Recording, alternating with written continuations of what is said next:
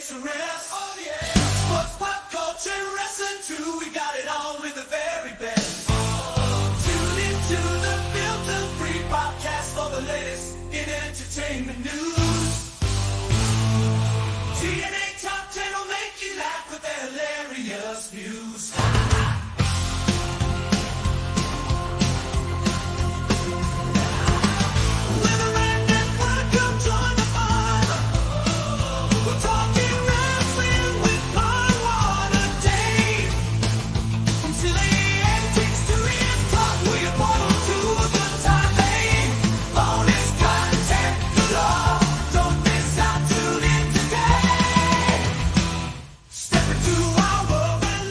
Hello, Ram heads, and welcome to the Ram Network's wrap-up show for WWE's Clash at the Castle. I'm Palmwater Dave. And I'm Justin. Go ahead. Yeah, and I'm Justin. There you go. Sorry. Exciting PLE. Nice 3 hours. Didn't feel like it drug out. I don't think there was a bad match on the card. I'm going to crap on very little. Yeah, there's not much to crap on, unfortunately. I think, we talked about it before being more of a takeover feel, and I think they delivered today. Yeah, this one will be a fun one to talk about. To start off with, we started hot with Cody Rhodes and AJ Styles. I liked the use that he pulled the bag out. He being AJ Styles. I liked that he pulled that bag out and everybody thought it was going to be thumbtacks. And I kind of groaned. And he said, "It's all relax. It's not what you think."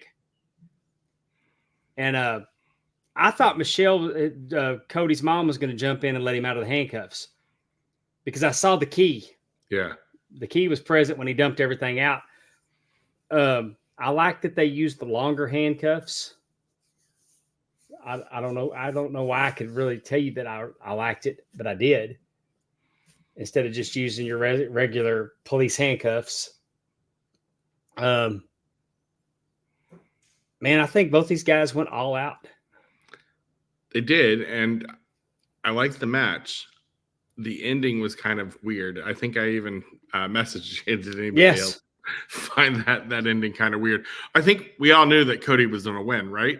But for him to hold up a bunch of metal stairs and threaten AJ with it, and then all of a sudden AJ just say, "I quit," because on the heels of being beaten with a chair excessively, and he said, "Screw you, Cody Rhodes," and then it's like, "Okay, I quit," and I'm just like, I'm not wishing an injury on anybody, but I'm hoping we're coming out with that AJ was hurt and it had to end right then. Because I can't believe that you would book an I Quit match to end so piss poor.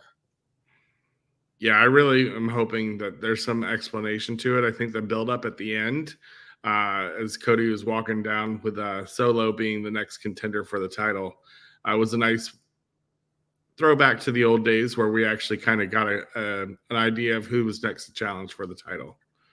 I liked it. I liked it a lot, though, because now Cody's had competitive athletic matches. Now he's got a monster that he's got to slay. So, Solo is a monster, and I did like that a lot. I was kind of thrown with Randy Orton running out for the save, wearing his gear. Yeah. Which makes me wonder, are they still wrestling after the show is over? From what I had heard, he was wrestling Solo while in Scotland. So I'm not sure if it happened last night or today. But he was in gear. You wouldn't. Yeah. If you're not booked, you wouldn't stand around backstage in gear. You would think, yeah. Because that was what was the illogical part to me is Randy's not booked. Why is he in gear? I do like the fact, though. I'm all about nostalgia and stuff. So Randy Orton's helping Cody Rhodes. They had the whole legacy faction. if you looked closely, Randy was eyeing the title at some point. So I do see Randy being built up as a contender going forward. But right now he's on Cody's side. Well, before we go any further, I want to thank everybody for joining us after the PLE. Those of us that are rolling with us in the group chat, we got Darren Staley, we got Bobby KF5 GTX. Coach Keith Morrison's with us. Thank y'all so much for joining us. Cody Rhodes is such a star, man. But I don't think either one of these guys did anything today to hurt themselves. Just, I don't know if I'm overanalyzing. Something was hanky about that finish, though. Yeah, no, I agree. We definitely have to give a shout out to JD Hoop for the amazing design of Cody Rhodes's entrance gear. Definitely evolve each premium event. So great job. Yeah, Cody really, I know I said it in the pre-show, the whole Homelander thing. I just want him to lean into it so bad, and I understand why he can't because of the kids. And he's so good with the kids. They're not going to, but it would be such a natural thing. There's JD Hoop in the chat. He actually does acknowledge the whole comparison, though. He actually talked about going. Who's the character again from The Boys? Sorry. Homelander completely on AJ and ripping his head off. So he acknowledges it. I think he knows that, we expect him to go that route eventually. But like you said, I think it's torn because being the face of the company, especially with being a face. But he looks like a Bond villain. Yeah. When he's all suited up with that bad neck tattoo, he looks like a Bond villain. I love the hood on the outfit too, kind of like a dig at AJ Styles. So it was good. Yeah. These two guys, they're so paralleled when you think about it. Both state champion amateur wrestlers in Georgia, both of them former NWA world champions. Just they matched up so well. And I don't know, maybe another time, another place we could see them again. But now we're off to Cody slaying giants, and that might be good for him. Well, and I hope this opens the door with TNA's partnership with WWE right now. Maybe AJ goes and finishes some stories over there. Could. So they got some people he'd match up with. Oh, there we go. Next up, the ladies came to the ring. You know their first names, Justin. Oh, Alba and Isla Dawn? Yes. Yes. They were over with the crowd. They were. Baszler and Stark look like $1 million damn. They're so. I'm not saying that Bianca and Jay don't look like $1 million either, but out of the three teams, to me, Baszler and Stark are just so intimidating.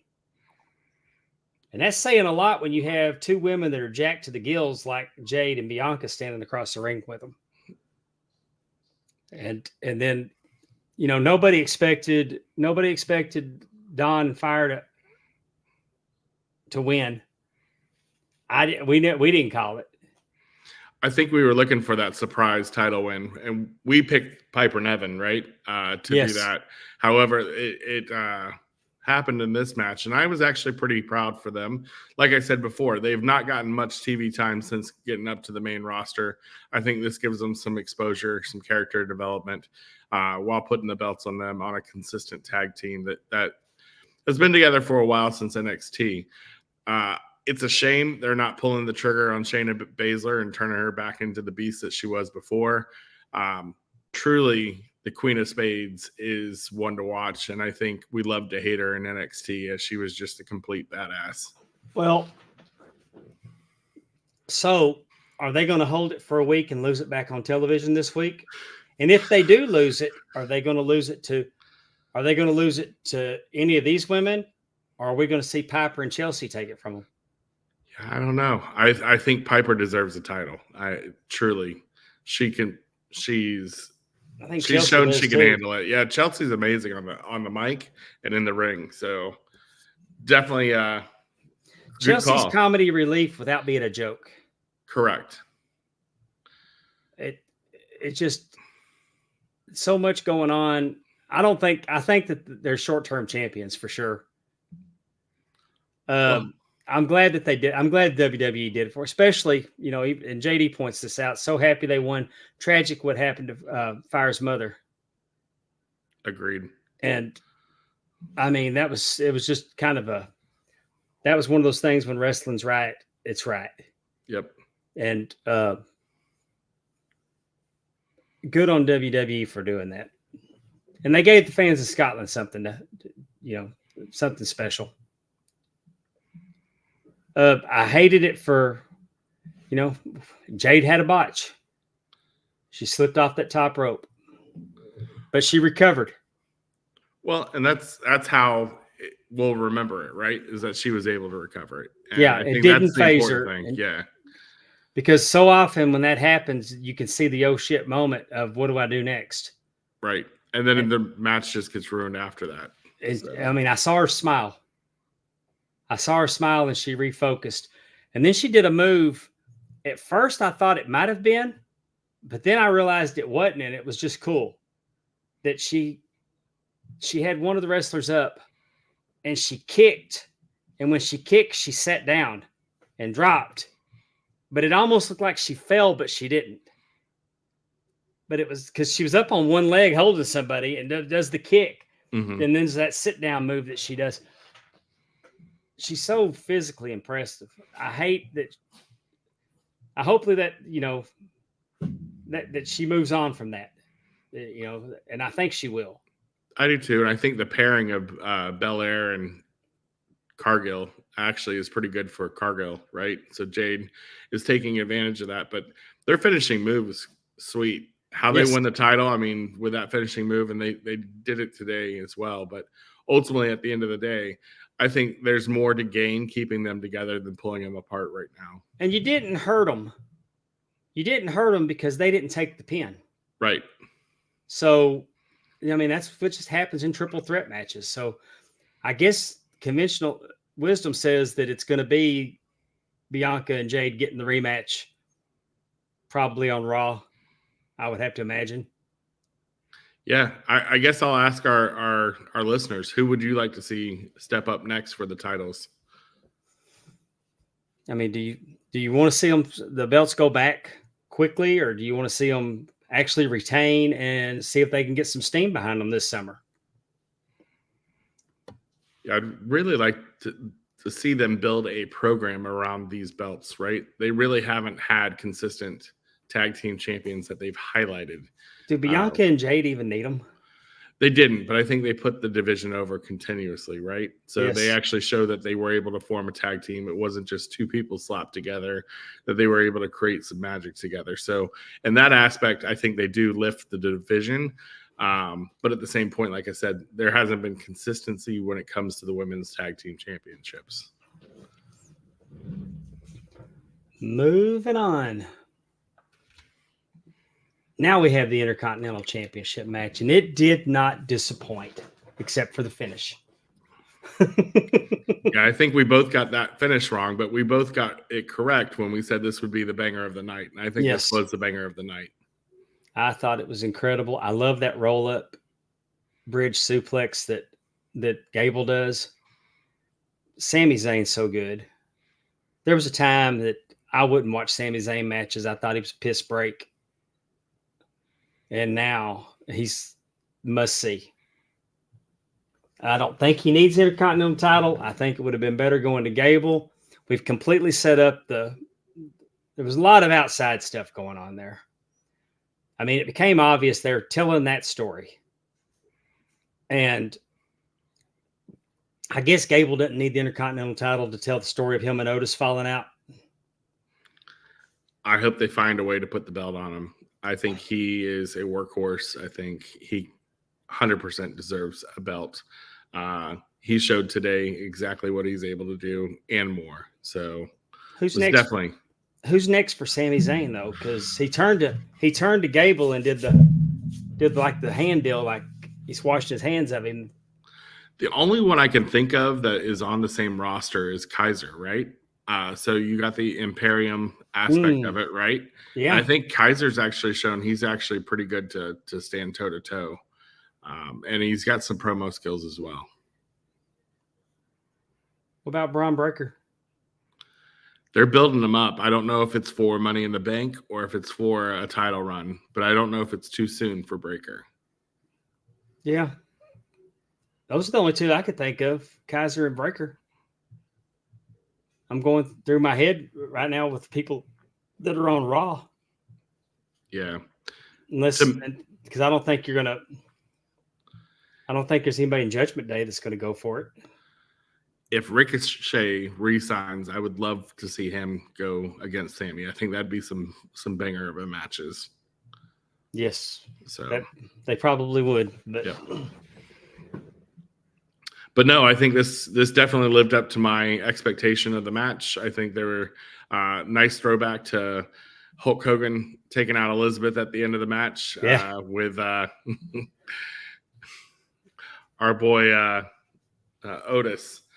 So I thought that was pretty cool. I'm glad Otis is getting back to the Otis that we originally liked. My wife will tell you that's her favorite wrestler. And when Otis quit doing all the Otis stuff, the all worm. that, and the squirming and she loves Otis. She bought his she has his action figure and she wouldn't let us take it out of the box. I said, let's take it out of the box and put it. No, I don't want him out of the box. So, and I'm up here with all these legends that only the legends stay in the box. And so he's legendary in her mind. Maybe he's a great performer. He's a great guy out of the ring as well. So don't be disparaging the good name of those. Oh goodness. So I wasn't happy with the finish, but I still think that this is possibly the match of the night. Yeah, no, I would agree. I think just everything that we said lived up to everything that we expected for a banger of a match. So totally don't disagree with this being one of the match of the night candidates. Andy Griffin was never the same after Otis got sober. Too funny. I love Darren Staley. Oh. So then we had, they're not in order because the original order was how I guessed that they were going to go. Right. Now we have Bayley against Piper Niven. And man, this was a good match. I told you in the pre-show that I thought Piper came out of this better than when she got there, and I do think that happened. I think that she showed, I think it may have been the best match that I've seen Piper Niven in. I am just ecstatic at how well women's wrestling has been elevated. Oh, yes. And just in the eyes of fans, in the eyes of the bookers and everything. And this match proved that they are willing to give these two women the time to tell a story, right? And I thought the funnier part, Chelsea getting kicked out, Chelsea coming back in with a mask on. Yes. So I really think they added some intrigue to the story. I wouldn't hate if this feud is not over, right? So if they're going to continue this feud between Piper and Chelsea with Bayley, I would totally be for it. I think it takes some time to continue to build this story. Like I said before, I would not hate to see a three-way match between Bayley, Piper, and Nia at SummerSlam. So definitely, and maybe she'll start and maybe Piper will start interjecting herself into Nia's business as well. Yep. to make Nia want that. Because like I said, it's the Queen of the Ring. It's her right to have that title shot at SummerSlam. They made it to where there was stakes for the Queen of the Ring. It's kind of hard to do a 3-way. I get you. I think at the end of the day, though, she still gets her match. She's able to stay strong if they decide not to put the title on her. Piper takes the pin at the time. Do you know what I'm saying? So, do you think that the time is now for a women's intercontinental or for a women's mid-card championship? I do. However, I want to make sure that they book it correctly. We talked earlier about the tag titles not getting the respect that they need, or at least a storyline that drags it out, right? You already got two belts for the championships, right? Right. So as long as storyline can be given and time allotted to these women who deserve the respect, same respect as the men, I say give them all the gold that they need. I think that it's time. They definitely have earned it. And in fairness, I hear Darren Staley's too many effing titles. I get it, but there's not enough for the women. What I'm saying is that Bayley doesn't defend the title every week. It'd be nice to be able to build that. I mean, look what they do with the Intercontinental title. Look what they do with the U.S. title. You could do the same things for the women, and there's enough of them to support it. I just think that it would give them something. So, because especially for Raw with being a 3-hour show. I mean, maybe you don't do it on both channels, but it just seems like it might be time. The women for a long time now have been my favorite part of the show. I agree. And it's not like back in the day when Trish Stratus and Lita and Kelly and all. I mean, that was for a completely different reason. This isn't eye candy wrestling. This is women that are having better matches than the men most of the time. Well, and I almost want to say that those same women that you just mentioned could have had the same potential, just weren't given the opportunity to show that they had that potential. Yeah, right? and Trish showed us. Showed us on her last run that she can hang. I'm just saying that it was athletic 10s back then. Right. Work rate wasn't important. I get you. In that era, and now it is. And the women's revolution was real. And it's not just WWE. There's great women's wrestling worldwide. So, agreed. I will say though, I'll challenge the Intercontinental belt, right? And maybe just make it a TV title to where it is defended only on TV, so Raw or SmackDown, instead of the PLEs, because then you're forced to be driven to give them a storyline or time on the TV, right? Similar to the TBS title. And you could do that on both shows. There's no reason. I mean, you could actually, if you wanted to get, you really wanted to be ambitious, you could have the TV champion go to all 3 shows. Yeah. So I agree with that. And what you were saying about the tag titles, the WWE has always been notorious for not giving any of the tag titles proper respect. I mean, you see Miz and Truth defending. I can't remember the last time that Grayson Waller and Austin Theory did. Nothing stands out. Yeah. They're not as front. They wear them. They carry them. But it seems like that Miz and Truth have a program working with Truth, putting them in situations to defend their title all the time. You don't see that so much with Theory and Grayson Waller. They're more focused on the Grayson Waller effect. Yeah. So I agree with you. So they're just notorious about not pushing tag division properly anyway. Yeah. And Darren, I get you, there's too many belts, but at the same point, as fans, as we continue to pay for every belt that they put out, the WWE is going to start cranking out more titles. So as someone who's got probably a closet full of titles myself, it's just the with stakes, it makes sense. I mean, you can only put so many people and get so many people so often, but make it make sense. Agreed. And if I was gonna do a women's title right now, I would 100% put it on Natalya, and I'd have her tearing up all 3 shows. and working with girls that need that and letting them benefit from being in the ring with her. Yeah, and she's got a contract that's expiring this summer, so they got to work hard to keep her because that's a workhorse that could benefit not only the present of women's wrestling but the future of women's wrestling as well. Completely unrelated to what we're talking about, since we're talking since you brought it up. Do you think with someone like Natalya that she's re-signing with WWE because that's family and they pay her well and she can draw a check for as long as she wants to, or do you think that the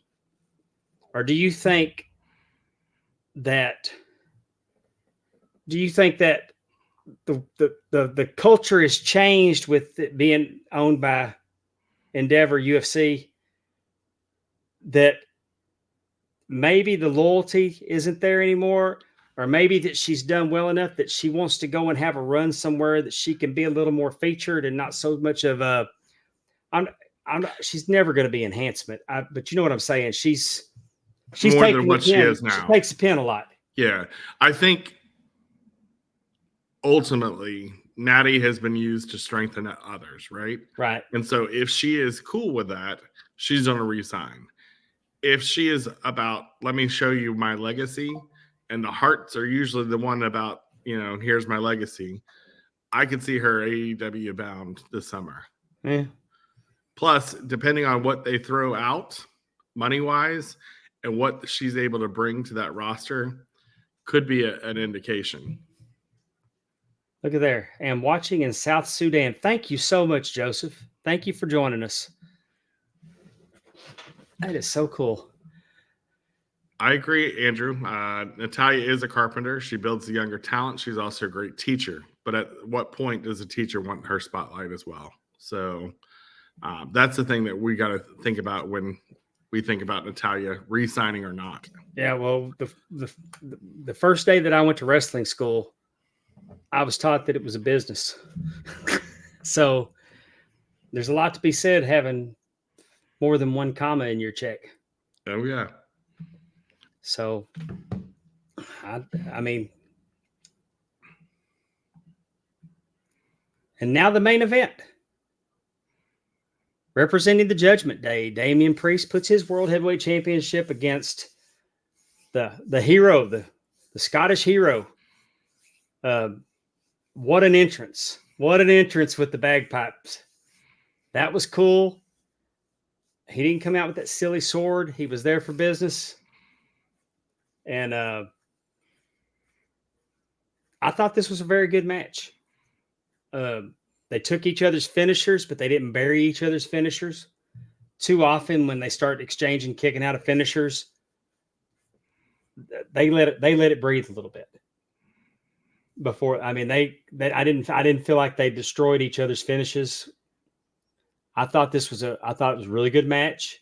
I think the ending, I think we all expected the ending. I mean, we said it earlier, and I even had it wrote down in my notes. My heart says Punk screws Drew. This is why I think Drew is the new champion, because it was so obvious that was what was going to happen. I didn't think they were going to do it, but lo and behold, they did. And we're off to the races with Punk and Drew. That's the feud. Yeah, I just, we talk about workhorses and people that continue to re-sign and get the shaft, right? And I think Drew just got it again in Scotland in front of his hometown crowd. I was really hoping that he would get the belt tonight. Now, I will say the entrance felt like a WrestleMania entrance. I think it gave the European crowd a feel of WrestleMania. Ultimately, though, you could tell the respect that those two gentlemen had for each other in the ring. Even after the match, you could see Priest talking to Drew after the match. Ultimately, though, we talked about it in the pre-show, Dave, so I'm going to go back to it. We talked about how Drew doesn't feel like a heel, right? No. Now with this Punk thing, does he become the face and Punk the heel? I can't help but think yes. Unless people, but I just don't think Drew's, It just depends on how much they love Punk. Do they love Punk screwing Drew more than they hate Drew getting screwed by Punk? See, because to me, Drew is the sympathetic figure to me. I'm Team Drew. Let's go get him. Also, this feud's going to be red hot, and maybe they wanted to keep the title. You can't avoid the Punk Drew feud. Maybe they didn't want the title involved because I don't know if you think that eventually it leads to Punk getting the title from him. But look in my eyes. What do you see? I'm old and prone to injury. And Andrew just said it. Punk's going to have one match before he's hurt again. So I mean, that's what I'm thinking is that maybe we just make it to where when Punk goes down again, if and when he goes down again, and I'm not wishing any bad on him. Y'all don't think I'm wishing any bad on him, but I mean, he don't hold up well anymore. And if he's going to get hurt, I think when the title's involved, I think WWE tends to panic more. I mean, in AEW, Tony Khan, like, I don't care if they're going to have their foot amputated next week. That just means I get to have another tournament because that's what he likes. But WWE is more. I mean, I think they go into panic mode when they got to do something with a title when they vacate a title. Well, there's a difference, right? So WWE is future booking, where AEW is flying by the seat of their pants most of the time. So they're like, hey, I can do a tournament because I can build a storyline around, or not a storyline. I love tournaments. Some matches, right? But yeah, I think to me, between now and SummerSlam, you have Priest, right? Out in limbo now. And so what does that do for the title? Who's the next contender in your eyes? How many weeks are we away? We're still 2 months away from SummerSlam, aren't we? Yep. So we got Gunther waiting in the wings. Does Drew start politicking for a rematch between now and then? Or do we have Braun Breaker? I mean, it's the same with the Intercontinental title. Yeah. Unless Seth's coming back sooner, or you could, while Drew is focused on Punk, throw Sheamus in the main event match. They're best friends, kind of trying to right the wrongs of his friend. Yeah. Kind of go that route. However, I think at the end of the day, I think Raw is going to be something to watch on Monday night. There's a lot of reasons. Oh yeah, and the QR code popped up.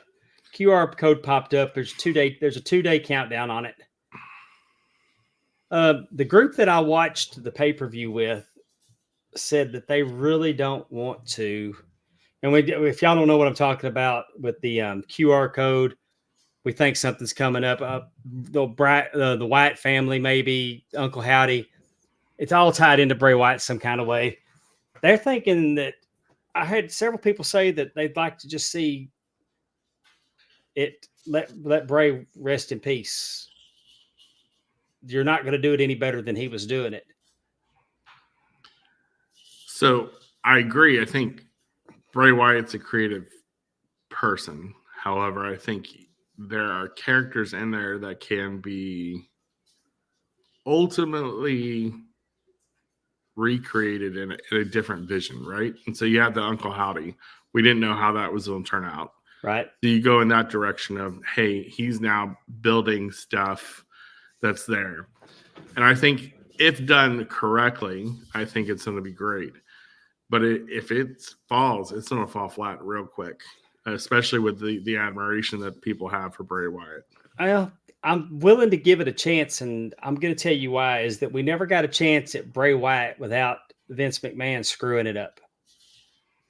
I don't think Vince ever got it. Mm-mm. And I think that Triple H gets it. Bo Dallas is a Triple H guy. Alexa Bliss is a Triple H gal. Braun Strowman is a Triple H guy. Oh, goodness. I can't. Even Alexa. Stop. Is a Triple H. I got to just start calling her Bliss. Yeah. Because I said that on that. But what I'm saying is, if I don't know how this is going to go, but what if it's a living incarnation of the Firefly Funhouse? We always thought that every puppet had a character. Braun Strowman. You could bring Eric Rowan back. You could bring you got Bliss. You got so much. I mean, I know we're not going to see the Vince puppet, but Yeah. but what I'm saying is there's so much that they could do there, and it would make a hell of a faction. And I'm willing to give it a chance just because without Vince, everything has worked so much. That's my attitude with anything that's being redone now. Is let's give it a chance to see how it works without Vince around to screw it up. Well, and I would even throw this down. When Bray Wyatt came back as a Firefly Funhouse, and he was just the Mr. Rogers character for the longest time, we shit on that for the longest time, right? Because, hey, where's this going? How's it going to get there? When are we going to see the dark, twisted Bray that we had? That moment the Fiend first appeared, everybody had completely wrote off anything that they had. So I will say, if anything, it's going to be a slow burn. I don't think it's going to make an impact, or they can completely surprise us on Monday night. And I hope that it makes the Red Wedding look bad. oh, that'd be great. I just hope they come out for 3 hours and I hope they destroy everybody on the show. People that you wouldn't expect to be destroyed. Yeah. I like the fact that based off of the rumored faction, they are giving people an opportunity to shine in roles that we probably have not seen them before, other than possibly Rowan. So, and I'm going to tell you about Eric Rowan. What you see when you see him at a live event, if they'd have put that Eric Rowan on television, it would have been completely different. I mean, what he showed in a live event was so much different than his presentation on television. And so if you're sitting at home and there's somebody that you're seeing on TV that you think's a piss break or they're not worth watching, understand that, like Lana is a better wrestler than Lana was on television. mm-hmm. Maxine Dupree is probably a better wrestler than what was portrayed on television. Because if they were that bad, they wouldn't be on television. Yeah. And I mean, it's kind of like Hulk Hogan. Go watch Hulk Hogan in IWGP when he was the IWGP champion. Go watch his work in Japan. You didn't see that Hulk Hogan in WWF because you didn't have to. They booked them a different way. It's just that. So don't just, oh, that guy sucks, I don't have no use for him. Because they got the talent. They just need the opportunity to present and maybe they can't present. Maybe there's a problem when they can't go when the red light's on. I don't know. I'm just saying that my experience seeing Eric Rowan at a house show was, my God, why can't they do that for this man on television? Because he was that good. He was that good. He is that good. Right. But he's so big that he falls into that book him like a big man, book him like a giant. So anyway. Well, I think we've got a week of wrestling ahead that's going to be exciting when it comes to both Raw and SmackDown based off of this premium live event. So I'm looking forward to it. Oh, I am too. And while we have you here, we did this on all the platforms to have an opportunity to tell you about the RAM Network. The RAM Network, RAM, stands for Wrestling and More. I'm Palm Water Dave. I do Talking Wrestling with Palm Water Dave. We've joined up with TNA Top 10, Terry and Andrew, and the Filter Free Popcast of Timmy C, Dave from the HSV, and TJ Stevens, and Justin here. They do the Filter Free Popcast. What we do on our regular podcast does not affect what we do on the RAM Network. I didn't mean to hit the microphone. I talk with my hands and it goes crazy. We're doing bonus content over at the RAM Network for $10 a month. You get shows like World Class Flashback. I team up with Timmy C. We are looking at 1983 in World Class Championship Wrestling, my favorite year of professional wrestling, bar none. Andrew and Dave in the HSV, they're looking at Hard Times and Beyond. Jim Crockett retrospect. They're doing 85 and 86. Great wrestling. They do the new eras, the new generation. Dave likes to watch the new generation of WWF. Just put it in your mouth. That's the more. It doesn't have wrestling in it. They're Andrew and Allison are reviewing restaurants that they've been to, some high-end restaurants. They'll cook a dish. It's a cooking show. Just put it in your mouth. It's very entertaining. I was there. Terry Weaver has put together a spreadsheet that we've all filled out. Big events that we've been to. This is an opportunity for you as a member of the Ram Network to submit big wrestling shows that you've been to. You could be a guest on I Was There. You're going to watch the event together. You're going to talk about your experiences from being there. It's a lot of fun. We've got one episode done. I was the guest. Saturday night's main event from 2006 because I was sitting front row on the hard camera, caught Shawn Michaels' DX shirt. So we did that. We started off with that one. An audience with the Belt Pope. I collect wrestling belts. I got a few, like 76. I was in the belt collecting groups. I was over 20 years ago. They called me the Belt Pope. So I'm taking a belt. We're doing a deep dive into it. What I like about it, it's not so much the history.